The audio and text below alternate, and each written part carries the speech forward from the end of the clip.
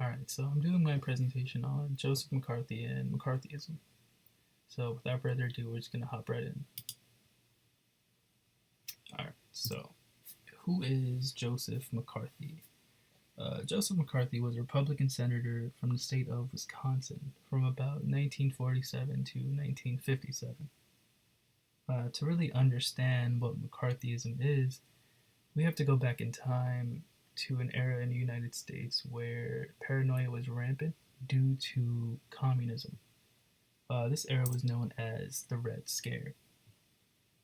So, the Red Scare was a promotion of a widespread fear of a potential communism rise.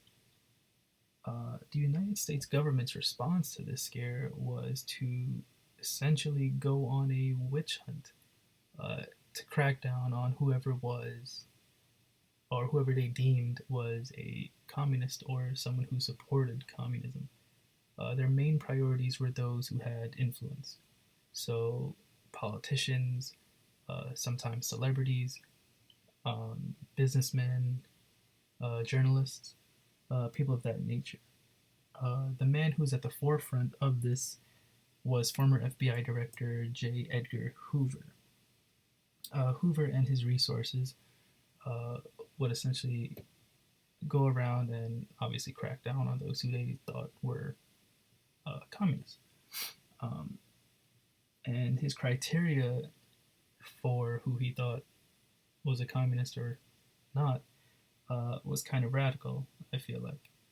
If you had paintings in your house, if you had a diverse friend group, if you were a protester who was against war, you were essentially a communist to this man. Um, at this time, Congress was also involved. They sent out subpoenas to hundreds of, again, those who had influence. And if you failed to accept that subpoena and to appear in front of a government panel, you were jailed for contempt.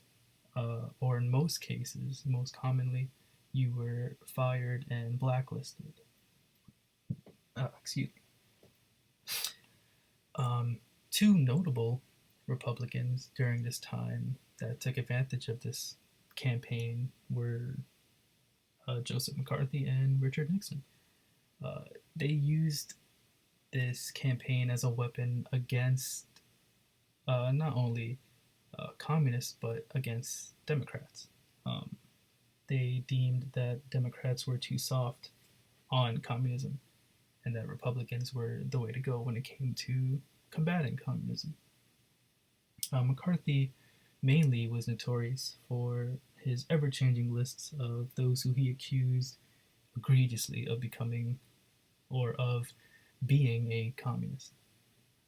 He was so notorious, in fact, that he was famous for it and that he was almost feared in a way.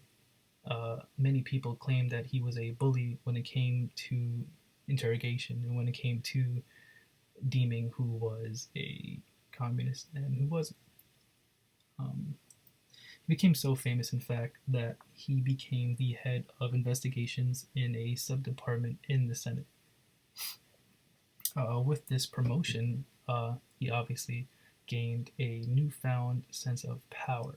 So much power, in fact, that he got cocky and tried to investigate the United States Army, which turned a public eye against him. By doing so, he lost support of the public as well as of his peers.